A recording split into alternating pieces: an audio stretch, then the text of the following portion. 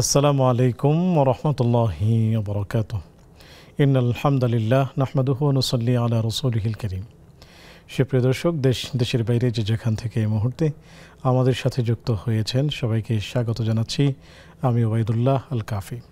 দেখছেন আপনাদের প্রিয় চ্যানেল নেক্সাস টেলিভিশনের নিয়মিত আয়োজন ব্যাকমেস বিস্কিটস নিবেদিত ইসলামী জীবন বিধান।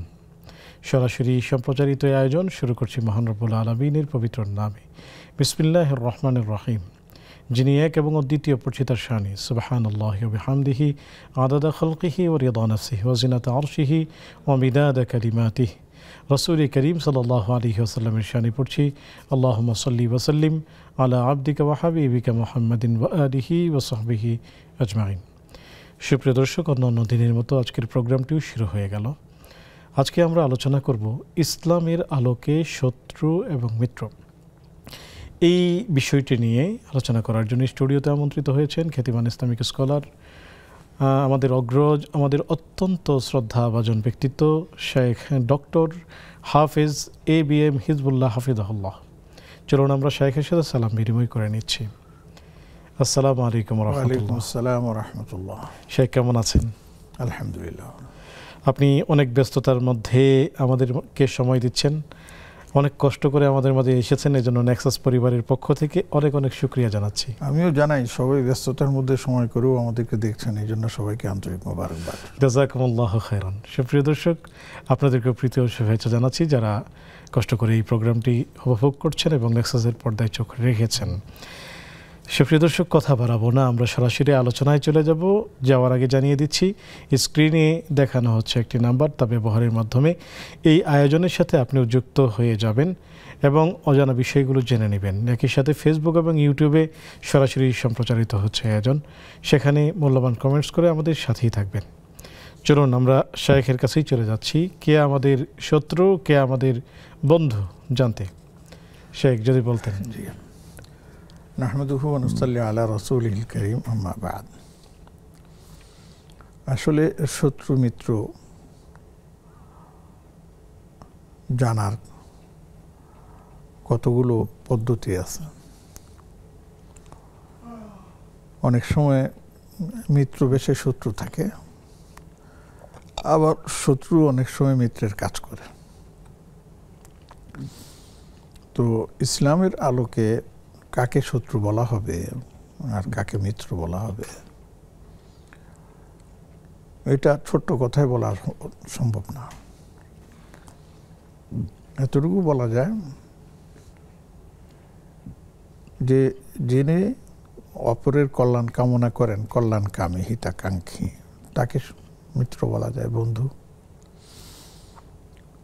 আর যিনি অন্যের কল্যাণ কামনা করেন না, হিতাকাঙ্ক্ষী নন, বরঞ্চ তার অনিষ্টতা তিনি কামনা করেন, অকল্যাণ কামনা করেন, তিনি বন্ধু হতে পারেন না। এটাই স্বাভাবিক কথা, তিনি মিত্র হতে পারেন না। তো ইসলামের দৃষ্টিতে শত্রু মিত্র নির্ধারণের যে মানবিক গুণাবলী আছে, এটার পাশাপাশি মৌলিক একটা গুণ হচ্ছে তিনি ইসলাম মানেন কি মানেন না, তিনি ঈমানদার কিনা। সাধারণত একই ধর্মের অনুসারীরা পরস্পর মিত্র হয়ে থাকে, যদিও ব্যক্তিগত কারণে তাদের মধ্যেও শত্রু থাকে। ইসলামও কিন্তু তার ব্যতিক্রম নয়। কিন্তু মৌলিকভাবে ইসলাম কেন্দ্রিক শত্রু মিত্র যদি আমরা নির্বাচন করতে চাই, নির্ণয় করতে চাই, তাহলে আমাদেরকে প্রথমেই দেখতে হবে যে তারা কি আমি ব্যক্তির সাথে শত্রুতা করছে, নাকি আমি ব্যক্তির সাথে তারা মিত্রতা করছে। যদি এটা হয় তাহলে এটা ধরন হবে আরেক রকম। আর যদি এটা হয় যে না, তিনি আমার ধর্মীয় অনুভূতিকে সামনে রেখেই শত্রুতা মিত্রতা করতেছেন, এটাই হচ্ছে মূল জায়গা। যেমন দেখুন, সূরা বুরুজের মধ্যে একটা ঘটনা উল্লেখ আছে। সেই ঘটনাটা কোরআনে আসে নাই, কিন্তু কোরআনে তার বর্ণনা আছে, কুতিলা আসহাবুল উখদুদ আন্নারি যাতিল ওয়াকুদ ইয হুম আলাইহা কুউদ ওয়া হুম আলা মা ইয়াফআলুনা বিল মুমিনিনা শুহুদ। এইটা হলো পুরো ঘটনা। যে একজন বাদশা তার দেশের লোকদেরকে ডেকে তাকেই মানার জন্য বলেছিল। তো তার একজন রাষ্ট্রীয় গণক ছিল, যিনি সবসময় বাদশার বিভিন্ন কাজে লাগতেন। তো যখন বাদশাহ সেই গণক প্রায় জীবনের শেষ মুহূর্তে এসে যায়, তখন বাদশাকে বলল, আমাকে একটা ছেলে এনে দেন, যাকে আমি আমার এই জ্ঞানগুলো তাকে আমি জানিয়ে দেব, শিখিয়ে দেব, যেন পরবর্তীতে আপনার কাজগুলো সে সমাধান দিতে পারে। কারণ আমার বয়স হয়েছে, কোন সময় কি হয়ে যায় বুঝতেছি না। তখন বাদশা বলল, ভালো কথা। তখন তিনি খুঁজে একটা ছেলেকে আবিষ্কার করলেন এবং সেই ছেলে আসতো ওনার কাছে বসতো। ঘটনাচক্রে এই ছেলে তার যাত্রাপথে একজন সন্ন্যাসী বলেন, আর আমাদের পরিভাষায় আল্লাহর ওলি বলেন, সন্ধান পান। সেই ছেলে তার সান্নিধ্য লাভের জন্য তার কাছে যেত। তার কথা শুনে তার খুব ভালো লাগতো। তো এইভাবে যেতে যেতে এই ছেলে তার অনুসারী হয়ে যায়। এখন বাদশার দরবারে যখন যেই গণক আছেন, ওনার কাছে যেতে দেরি হচ্ছে, তখন সেখানে গিয়ে তিনি বলতেন যে আমি রাস্তায় কোনো কাজে আটকা পড়েছিলাম, দেরি হয়েছে। বাসায় গেলে সেখানে বলতো আমি আসতে দেরি হয়েছে। এইভাবে সময় ক্ষেপণ করতেন। শেষ মুহূর্তে কিন্তু সেই ছেলে ধরা পড়ে যায় যে আসলে সেই ছেলে অমুকের কাছে যায়, সেখান থেকে সে দীক্ষা গ্রহণ করতেছে এবং অলরেডি সে ঈমান এনেছে সেই এর আল্লাহর ওলির সাথে, মানে ইয়েতে আহ্বানে। বাদশাহ তখন নির্দেশ দিলেন যে এই ছেলেকে হত্যা করা হবে। ঠিক আছে, হত্যা করো। এই হত্যা করার মূল কারণ হচ্ছে যে সেই ছেলে বাদশাকে তার ইলাহ বলে মানত না। বাদশাহ যে দ্বীনের অনুসারী সেটাকে সে মানত না, সেটা বাতিল ছিল। তখন বলল যে তাকে মেরে ফেলো। এখন মেরে ফেলার জন্য কি করছে, বলছে পাহাড়ের উপরে নিয়ে যাও, সেখান থেকে নিচে ফেলে দাও, সেখানে মরে যাবে। পাহাড়ের উপরে নিয়ে গেল, নিয়ে গিয়ে তাকে যখন নিচে ফেলে দেওয়ার উপক্রম হলো, তখন দেখা গেল হঠাৎ কি থেকে কি হয়ে গেল, বাচ্চা জায়গায় আছে, যারা নিয়ে গেছে তারা পড়ে মরে গেছে। সে বহাল তবিয়তে আবার রাজ দরবারে, কি ব্যাপার তুমি এখানে? হ্যাঁ, আমি তো সেই আসছি। তখন বললো যে এক কাজ করো, তাকে নদীর মাঝখানে নিয়ে নদীতে ডুবিয়ে দাও। তখন নিয়ে গেল, নদীতে ডুবিয়ে দিবে, মাঝখানে চলে গেছে, সব কিছু ঠিকঠাক। এমন সময় হঠাৎ জলোচ্ছ্বাস হলো, নদী ওই নৌকার যারা ছিল তাকে মারতে এসেছে তাদেরকে নিয়ে নদী উল্টে গেল, কিন্তু পরক্ষণেই সেই ছেলেকে ওই নদীর নৌকার মধ্যে আবার আবিষ্কার করলো, সে বেঁচে গেছে। তখন আবার সে বাদশার কাছে আসলো যে আমি এসছি, মারতে তো পারলাম না। তখন কি করা যায়? তখন ছেলেটা বুদ্ধি দিচ্ছে যে বাদশা, একটা কাজ করলে আপনি আমাকে মারতে পারবেন, তাহলে হয়তো আমি মৃত্যুবরণ করতে পারি। সেটা কি? শায়েখ, এই কাজটি থেকে আসবো, আমরা দর্শককে যুক্ত করি। আসসালামু আলাইকুম ওয়া রাহমাতুল্লাহ। ওয়া আলাইকুম আসসালাম ওয়া রাহমাতুল্লাহ। হুজুর, আমার একটি প্রশ্ন, কিন্তু এর পয়েন্ট আছে কয়েকটা। এক নাম্বার হলো আপনার মানব মহিষ করা হয়েছিল, এখন গরু দেওয়া যাবে কিনা। হ্যাঁ, দ্বিতীয় পয়েন্ট হলো আত্মীয় স্বজন যারা কুরবানি দেয় না, তাদের মধ্যে কি মানবের গোশত বিলি করা যাবে কিনা। এবং তৃতীয় প্রশ্ন হলো কাদের মধ্যে মানবের গোশত বন্টন করা যায়। আর চতুর্থ পয়েন্ট হলো এর বুড়ি কলিজা গুলো মানবকারী খাইতে পারবে কিনা। এই আমার পয়েন্ট। জি, আমাদের সাথেই থাকুন, শায়েখ উত্তর দিবেন ইনশাআল্লাহ তাআলা। সুপ্রিয় দর্শক, দেখছেন আপনাদের প্রিয় আয়োজন ব্যাকম্যাচ বিস্কিটস নিবেদিত ইসলামী জীবন বিধান। অনুষ্ঠানের এই পর্যায়ে নিচ্ছি ছোট্ট একটি বিজ্ঞাপন বিরতি। ফিরছি একটু পর, আমাদের সাথেই থাকুন।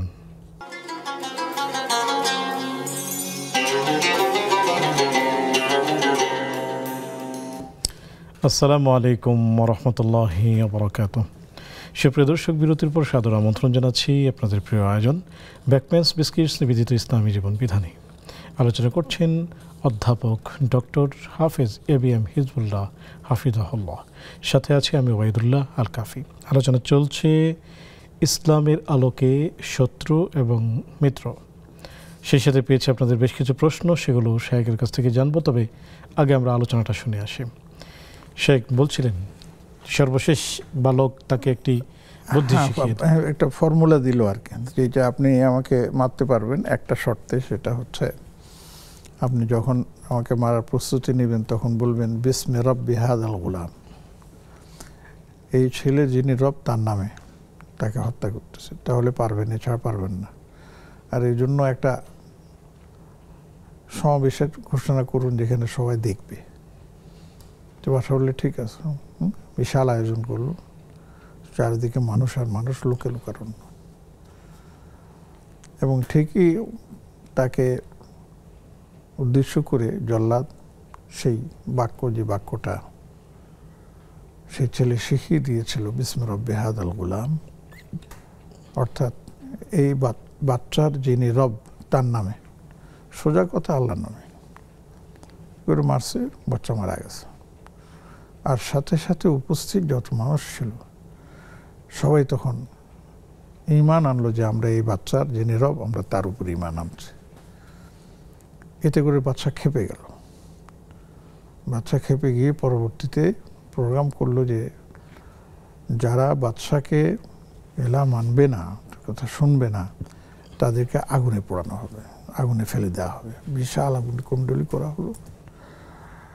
এটাই হচ্ছে আসহাবুল উখদুদ, আন-নারে যাতিল ওয়াকুদ, জ্বলন্ত আগুন। তো সবাইকে নিয়ে আসা হচ্ছে, জিজ্ঞেস করা হচ্ছে যে তুমি মানো? বলছে না, আগুনে ফেলে দিচ্ছে। মানছো? তাকে ছেড়ে দিচ্ছে। এমন সময় এক মহিলা, তার নবজাতক শিশু ছিল দুগ্ধস্পর্শ, তাকে নিয়ে আসা হলো। তাকে জিজ্ঞাসা করা হচ্ছে যে তুমি মানো? সে কোনো কথা বলতেছে না। তার থেকে বাচ্চাটাকে কেড়ে নিয়ে নিল, নিয়ে বলো হ্যাঁ না কিছু একটা বলো, না হলে আমি তোমার বাচ্চাকে আগুনে ফেলে দেব। তখনও সে নিরুত্তর, জবাব দিচ্ছিল না। ঠিক এই সময় বাচ্চার লোকেরা ওই ছোট দুগ্ধপোষ্য বাচ্চাকে আগুনে ফেলে দেয়। আল্লাহর কুদরত, এবং এটাই হলো মুজিজা।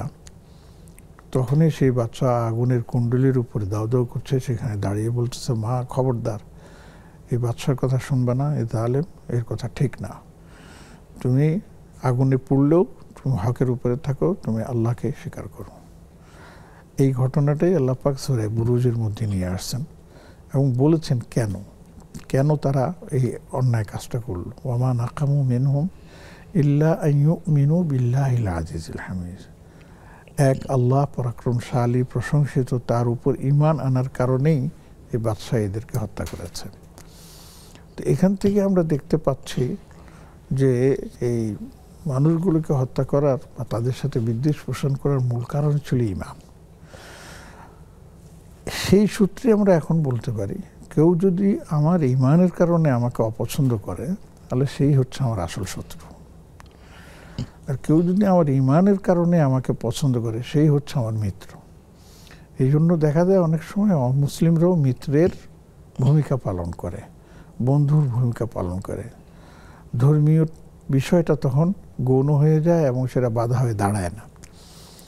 এমনিতে একটা বিষয় আছে যে ধর্ম পরস্পর বিরোধী হওয়ার কারণে একজনের সাথে আরেকজনের অনেক বিষয়ে অসামঞ্জস্য থাকে, ধর্মীয় বিষয়গুলো বিশেষ করে। যেমন আমরা সালাত আদায় করি, অন্যরা কি করে, অন্যরা পূজা পার্বণ করে, অন্যরা অনেক কিছু করে। সেই বিষয়গুলো কি জানি বলে আমাদের সামনে থাকা প্রয়োজন।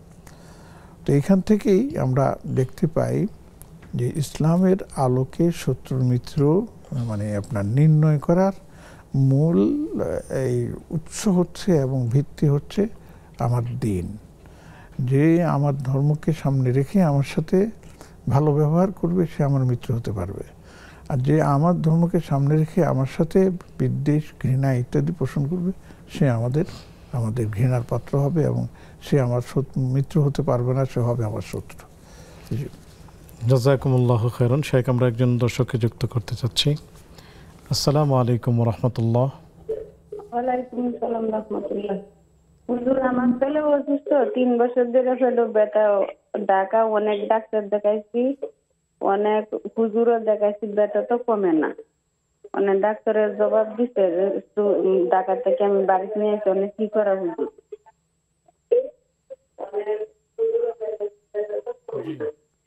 আরো কোনো প্রশ্ন? আর কোনো প্রশ্ন তো এরকম না তো। টেলিভিশনের ভলিউমটি কমিয়ে, প্রিয় দর্শক, টেলিভিশনের ভলিউমটি কমিয়ে তারপর প্রশ্ন করুন।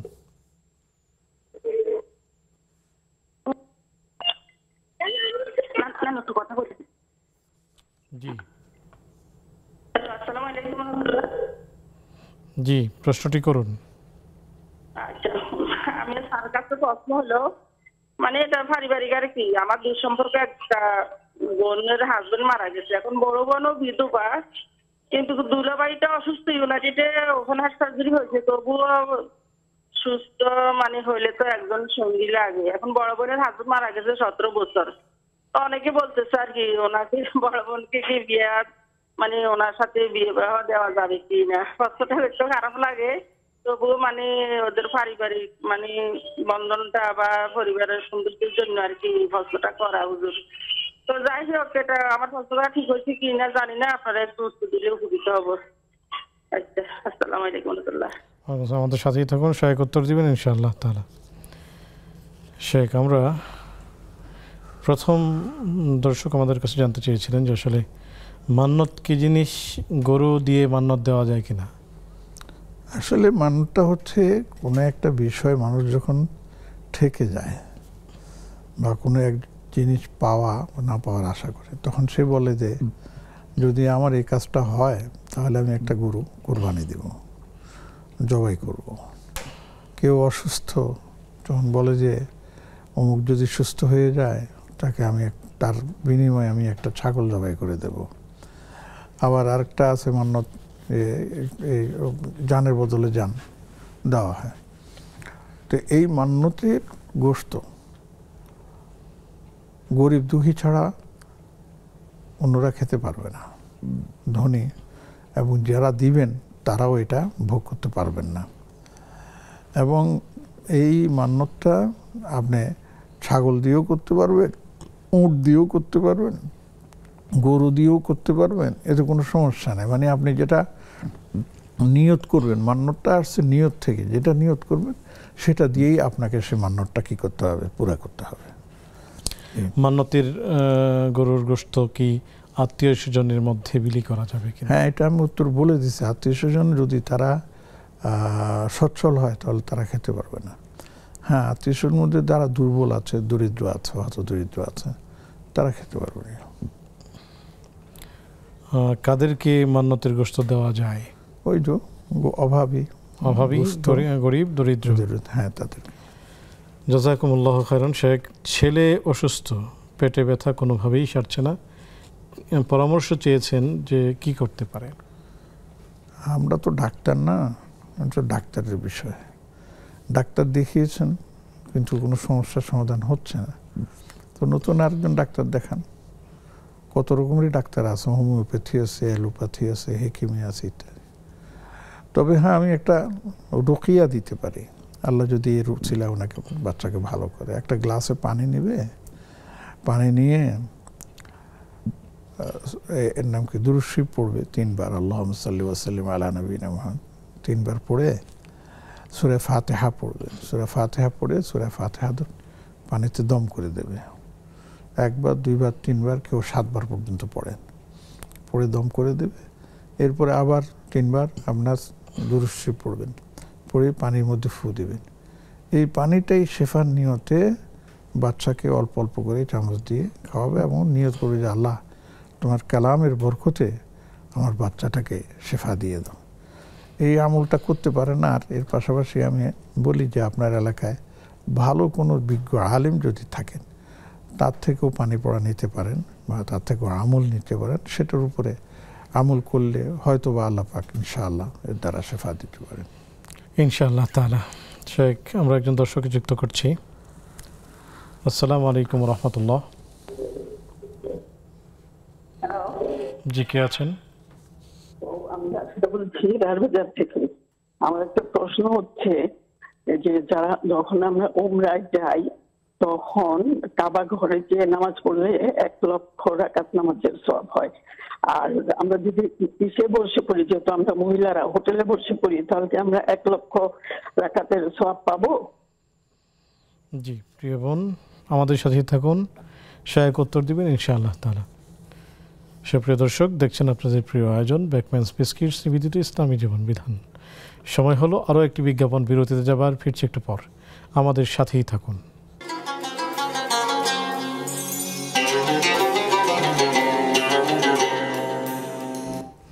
আসসালামু আলাইকুম রহমতুল্লাহি আবরাকাতুহু।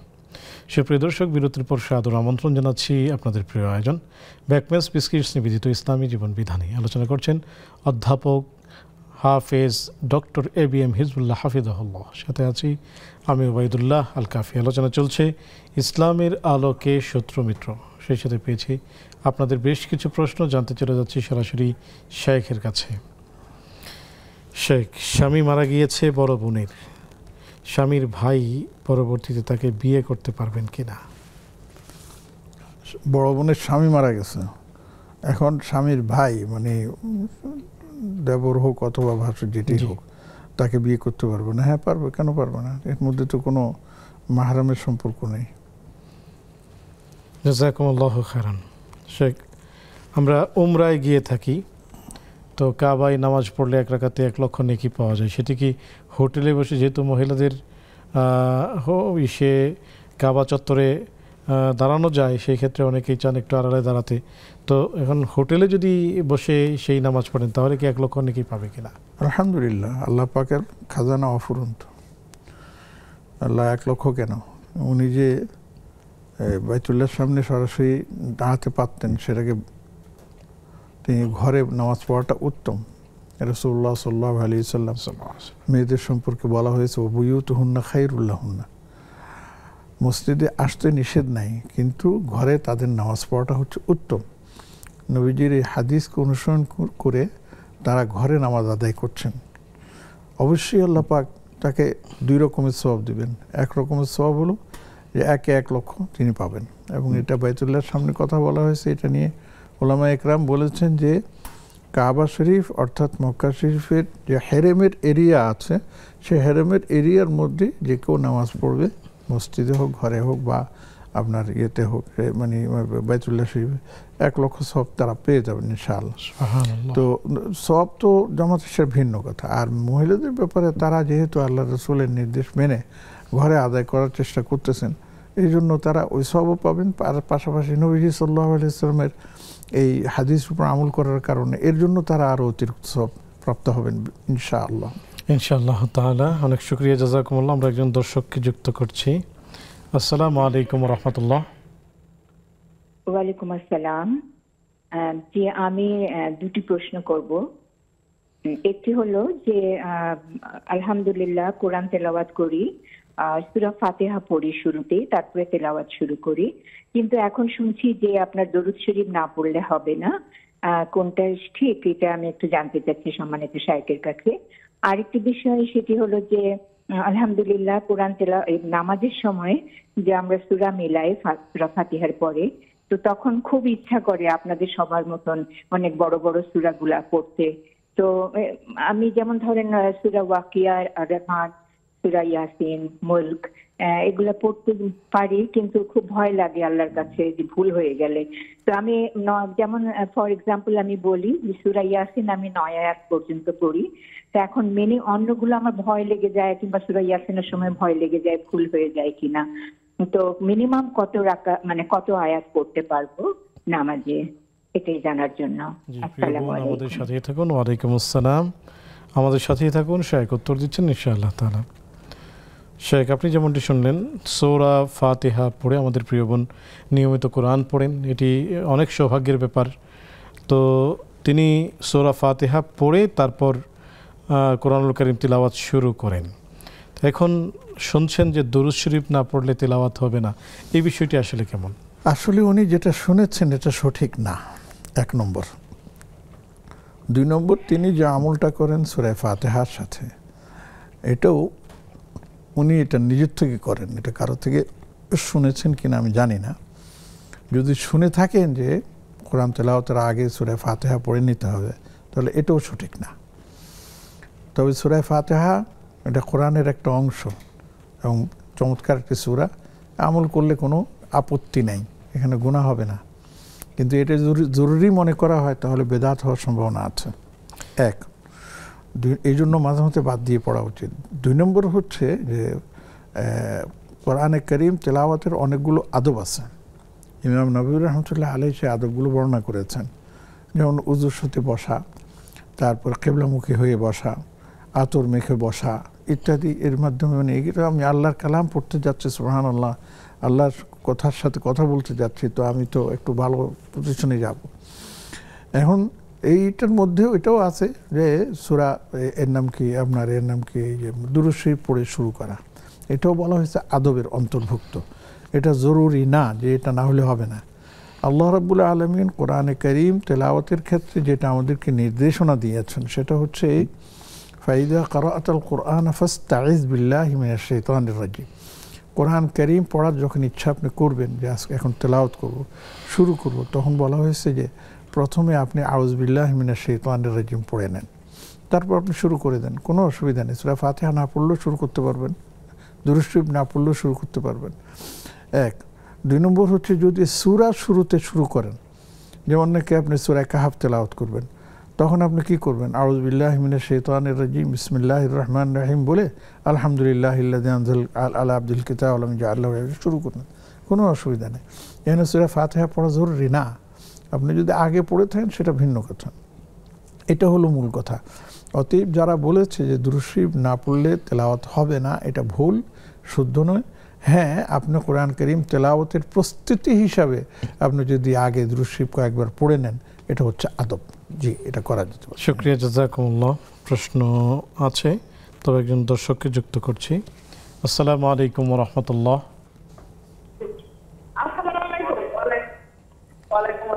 জি, অবশ্যই টেলিভিশনের ভলিউমটি কমিয়ে তারপর প্রশ্ন করবেন প্রিয় দর্শক।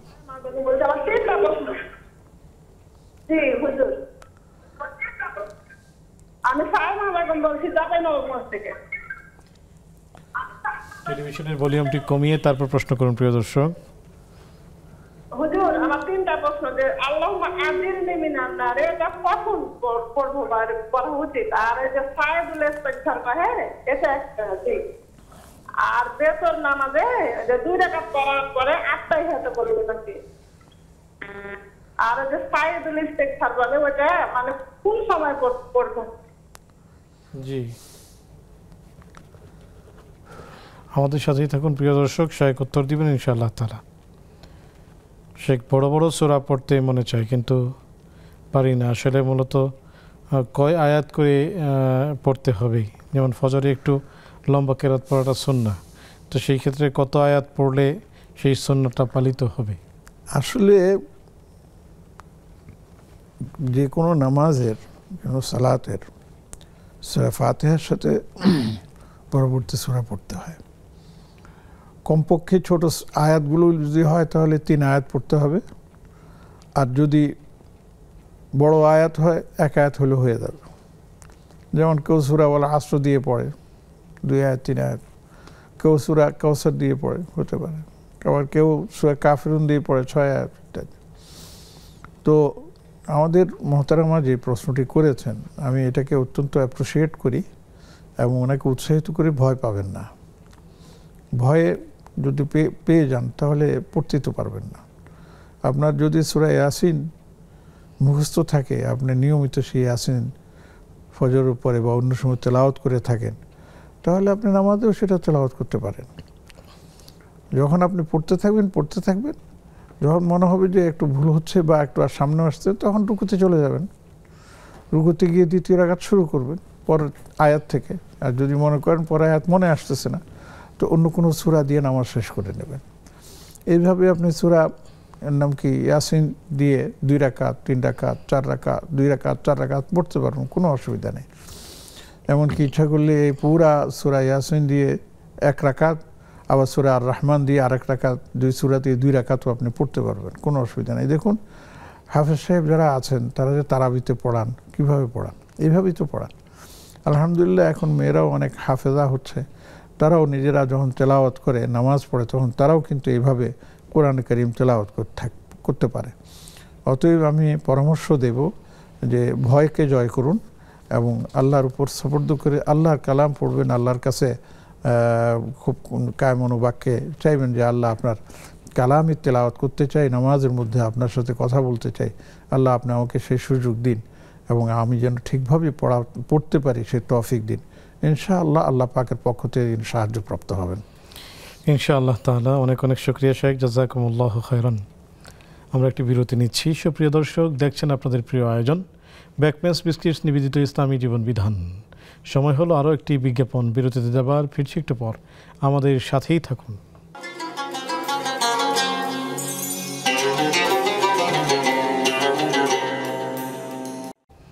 আসসালামু আলাইকুম ওয়া রাহমাতুল্লাহি ওয়া বারাকাতুহু। সুপ্রিয় দর্শক, বিরতির পর সাদর আমন্ত্রণ জানাচ্ছি আপনাদের প্রিয় আয়োজন ব্যাকমেস বিস্কিটস নিবেদিত ইসলামী জীবন বিধানে। আলোচনা করছেন অধ্যাপক ABM ডক্টর হাফিজ মোহাম্মদ হিজবুল্লাহ হাফিজাহুল্লাহ, সাথে আছে আমি ওবায়দুল্লাহ আল কাফি। আলোচনা চলছিল ইসলামের দৃষ্টিতে শত্রুমিত্র, সেই সাথে পেয়েছিলাম বেশ কিছু প্রশ্ন, শাইখ উত্তরগুলো দিচ্ছিলেন। চলুন বাকি প্রশ্নগুলোর উত্তর জানতে শাইখের কাছেই চলে যাচ্ছি। শেখ, আল্লাহুম্মা আজিরনি মিনান নার, এটি কখন পড়তে হয়? এটা সকাল সন্ধ্যায় 7 বার করে পড়ার নিয়ম আছে, আর এছাড়াও আপনি যে কোনো সময় পড়তে পারেন, এটা ধর্মবাধা কোনো নির্দিষ্ট সময় নেই। জাযাকুমুল্লাহ। সাইয়্যিদুল ইস্তিগফার কখন পড়তে হয়? সাইয়্যিদুল ইস্তিগফারও সকাল বিকাল, সন্ধ্যা এবং সকালে আপনি পড়তে পারেন, একবার করে পড়লেই হয়। এছাড়া অন্যান্য সময় যদি আপনি মনে চায় তখনও আপনি পড়তে পারেন, কোনো সমস্যা নেই। আমাদের ইয়াসিন আরাফাত মুবিন ভাই জানতে চেয়েছেন, আসসালামু আলাইকুম, আমার শাশুড়ি অসুস্থ, স্ট্রোক করেছে, পেশাব পায়খানা করে পানি নিতে পারে না, টিস্যু দিয়ে কলুপ করে নামাজ পড়তে পারবে কি? দেখেন আল্লাহ পাক কোরআন কারীমে বলেছেন লা ইউকাল্লিফুল্লাহু নাফসান ইল্লা উসাহা। আল্লাহ মানুষকে সাধ্যাতীতভাবে কোনো জিনিস চাপিয়ে দেন না। তিনি যখন সুস্থ ছিলেন ওযু করেছেন, তিনি যখন সুস্থ ছিলেন গোসল করেছেন, সব কিছুই ছিল। এখন যখন তিনি এই পানি ব্যবহারের সুযোগ তিনি করতে পারতেছেন না, ব্যবহার করাটা কষ্টকর হয়ে যাচ্ছে, সেই ক্ষেত্রে পরিষ্কার পরিচ্ছন্নতাভাবে আপনি টিস্যু ব্যবহার করে যদি তিনি নিজেকে পবিত্র করতে পারেন, তাহলে ইনশাআল্লাহ এর দ্বারা পরবর্তীতে উযু করে তিনি নামাজ পড়লে নামাজ হয়ে যাবে ইনশাআল্লাহ। ইনশাআল্লাহ, জাযাকুমুল্লাহু খায়রান। জানিফা জানতে চেয়েছেন, আসসালামু আলাইকুম, প্রতিদিন রাতে সূরা সাজদা ও সূরা ইয়াসিন পড়ার কোনো ফজিলত আছে কি? সূরা ইয়াসিনটা হচ্ছে ফজরের পরের আমলের সাথে সম্পৃক্ত, আর রাতের আমলের সাথে সম্পৃক্ত হচ্ছে সূরা হামিম সিজদা, আলিফ লাম মিম সিজদা। আলিফ লাম মিম সিজদা 21 পারায়, আর এর পাশাপাশি হচ্ছে সূরা মুলক, সূরা মুলক। হাদিসের মধ্যে কোরআনে কারীমে নবীজি মুলকের কথা বলেছেন যে কোরআনে কারীমে একটা সূরা আছে যার আয়াত সংখ্যা হচ্ছে 30, যদি কেউ এটা নিয়মিত রাতে পড়ে তাহলে কিয়ামতের দিন এই সূরা তার জন্য সুপারিশ করবে। আলিফ লাম মিম সিজদার কথা ওইভাবে বর্ণনায় পাওয়া যায়। জি, জাযাকুমুল্লাহু খায়রান। শেখ নুসরাত জাহান জানতে চেয়েছেন, আসসালামু আলাইকুম, আমার প্রশ্ন, আমি যদি কারো হারানো জিনিস পাই এবং সেটি ফেরত দিতে না পারি তখন আমার করণীয় কি হবে? হারানো জিনিস যদি আপনি পান আর যদি জানা না যায় এটা কার, তাহলে তো আপনি একটা ব্যবস্থার মধ্যে আসতে পারেন। সেটা হচ্ছে যদি সম্ভব হয় স্টিকার লিখে কিছু হারানো জিনিস পাওয়া গেছে উপযুক্ত প্রমাণ দ্বারা আপনারা নিয়ে নেবেন, ঠিকানাটা অথবা মোবাইল নাম্বার দিয়ে কয়েক জায়গায় এটা সেঁটে দিবেন, এবং এই হারানো যে বস্তুটা আপনি পেয়েছেন সেটা যদি যত দামি হবে এটার পিরিয়ড কি জানি বলে আপনার এই টেনশনটা আরও বেশি বৃদ্ধি পাবে। 1 মাস 1.5 মাস 2 মাস পর্যন্ত আপনাকে এটা প্রচার করতে হবে। অর্থাৎ যেখানে পাওয়া যায় তার আশেপাশে। এরপরে যদি একবারেই দেখা গেল যে না আর কেউ কোনো খবর নেই, মাস চলে গেল, 2 মাস গেল, 5 মাস হবে, তো আর কেউ আসছে না, তখন সেটা আপনি কোনো গরিব দুস্থ মানুষকে আপনি দান করতে পারেন এই নিয়তে যে এটা যার যিনি এর মালিক আল্লাহ, তুমি তাকে এর সব দান করে দাও, তাহলে ইনশাআল্লাহ হয়ে যাবে। জি, জাযাকুমুল্লাহু খায়রান। উম্মে হানি জানতে চেয়েছেন, আসসালামু আলাইকুম, আমার কোমরের সমস্যা থাকার কারণে চেয়ারের মধ্যে বসে নামাজ পড়ি, ফরজ ওয়াজিব নামাজটা দাঁড়াইয়া পড়ি, রুকু সিজদা ইশারা করে পড়ি, এতে কি আমার নামাজ হবে? কোমরের সমস্যার কারণে এখন তো প্রায় জায়গাতেই মহিলা পুরুষ সবারই এই সমস্যা দেখা দেয়। তো সেখানে যেটা করণীয় সেটা আমরা বলি যে যখন আপনি নামাজ পড়বেন তখন দাঁড়িয়ে আপনি নামাজের নিয়ত করবেন, বসে না, যেহেতু দাঁড়াতে সমস্যা নেই। তো আপনি দাঁড়িয়ে নামাজ কি বলে এর নাম কি নিয়ত করবেন। রুকুতে যখন যাবেন তখন আপনি চেয়ারে বসে হালকা ইশারা করে রুকু দেবেন। এরপরে আপনি আবার সেজদা যখন যাবেন তখন হালকা ইশারায় সেজদা করবেন। দ্বিতীয় রাকাত যখন আসবে তখন আপনি দাঁড়িয়ে যাবেন, দাঁড়িয়ে তারপর আবার রুকু সেজদার সময় দিয়ে এভাবে নামাজটা শেষ করবেন। জাযাকুমুল্লাহু খায়রান।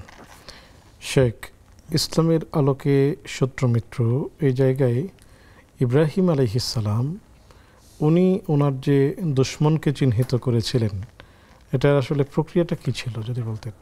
দুশমন যেহেতু তিনি তার বাবা, আপন বাবা, তিনি দিনকে মানেন নাই, এই জন্য তার সাথে তার শত্রুতা হয়েছে। তিনি পরিষ্কার বলছেন সেটা, ওয়াকাযালিকা নুরি ইব্রাহিম মালাকুতাস সামাওয়াতি, না এটা না, ওয়াইদ ক্বালা ইব্রাহিম واذكر في الكتاب إبراهيم إنه كان صديقا نبيا إذ قال لأبيه يا أبت لما تعبد ما لا يسمع ولا يبصر ولا يغني عنك شيئا, যে শোনে না, বুঝে না, দেখে না, কারো উপকার আসে না, আপনি তার ইবাদত করেন কেন? এইভাবে ওনাকে বোঝানো হলো, কিন্তু শেষ পর্যন্ত বাবা বলল যে তুমি যদি এই কাজ থেকে ফেরত না আসো লা আরজুমান্নাক ওয়াহজুরনি মালিয়া, তাহলে আমি তোমাকে পাথর মেরে হত্যা করব। তো এখানে কোনটা, ওই দিনই তো ছিল, দিন কি যেন বলে মানে নাই, এই জন্য পিতা পুত্রের মধ্যে বিচ্ছেদ হয়ে গেছে, পিতা পুত্রের সাথে সম্পর্ক ছিন্ন হয়ে গেছে। জি, জাযাকুমুল্লাহু খায়রান। শেখ, আমরা একজন দর্শককে যুক্ত করছি। আসসালামু আলাইকুম ওয়া রাহমাতুল্লাহ। আসসালামু আলাইকুম। ওয়ালাইকুম আসসালাম। জি হুজুর, আমার প্রশ্ন হলো, আপনারা আলোচনা করছিলেন যে ফজর নামাজে বড় সূরা পড়া সুন্নাহ। আমি কিন্তু আমার ভালো লাগে, আমি সূরা ইখলাসটাই পড়ি বেশি, এতে কি আমার সওয়াব কম হবে? আপনি কি কোন সূরা পড়েন? আমি সূরা ইখলাস পড়ি। সূরা ইখলাস। জি জি জি, আরো কোনো প্রশ্ন? জি না। যে আমাদের সাথেই থাকুন, শেখ উত্তর দিচ্ছেন ইনশাআল্লাহ তাআলা। আসসালামু আলাইকুম। জি, কে আছেন? কে আছেন আমাদের সাথে? টেলিভিশনের ভলিউমটি কমিয়ে তারপর প্রশ্ন করবেন।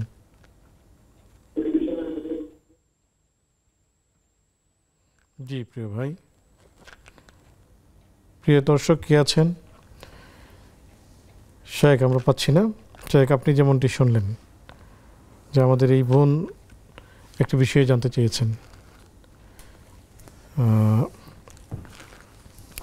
যে সূরা ইখলাস দিয়ে তিনি ফজরের নামাজ পড়েন, তিনি বড় সূরা পড়েন না, এটি কি আসলে উনি ঠিক করছেন কিনা? আসলে ফজরের নামাজ তো 4 রাকাত, 2 রাকাত সুন্নত আর 2 রাকাত হচ্ছে ফরজ। সুন্নতের নামাজের মধ্যে নবীজি সাল্লাল্লাহু আলাইহি ওয়াসাল্লামের আমল ছিল বেশিরভাগই যে প্রথম রাকাতে সূরা কাফিরুন পড়তেন, দ্বিতীয় রাকাতে সূরা ইখলাস পড়তেন।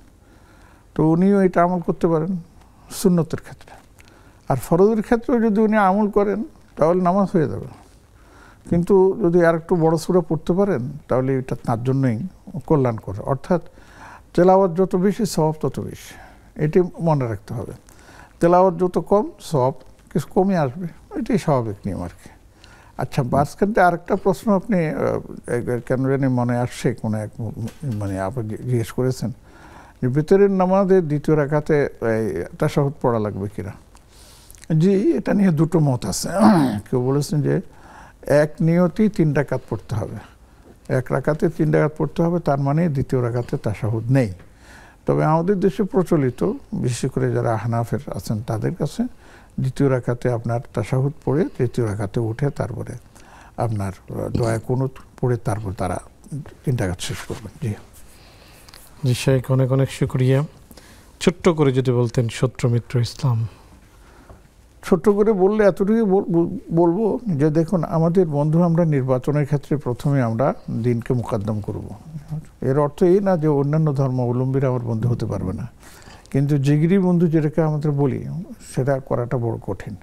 যার দ্বারা আমি প্রভাবিত হব তার সাথে সেই ধরনের বন্ধুত্ব না থাকাই ভালো। আমি যাদের উপর প্রভাব বিস্তার করতে পারবো তাহলে সেই দাওয়াতি নিয়তে যদি আমি তাদেরকে বন্ধু বানাই তাহলে সেটা হতে পারে, এতে কোনো অসুবিধা নেই।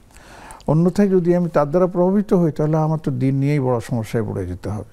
বিভিন্নভাবে সে আমার উপর প্রভাব বিস্তার করবে, আমার মানসিক চিন্তা মুক্তি ইত্যাদি। সেই ক্ষেত্রে আমাকে সতর্কতা অবলম্বন করতে হবে।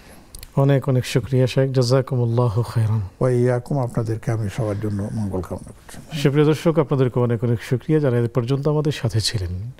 শত্রু, দিন যিনি মানছেন তিনি আমাদের বন্ধু, এবং যিনি দিন মানছেন না এবং দিনের ক্ষতি করছেন তিনি শত্রু।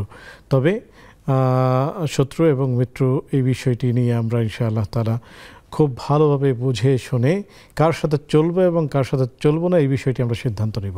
আল্লাহ তাআলা আমাদেরকে সেই তৌফিক দান করুন। আগামী পর্ব দেখার আমন্ত্রণ জানিয়ে আজকের মতো বিদায় নিচ্ছি। সে পর্যন্ত ভালো থাকুন, সুস্থ থাকুন। আসসালামু আলাইকুম ওয়া রাহমাতুল্লাহি ওয়া বারাকাতুহু।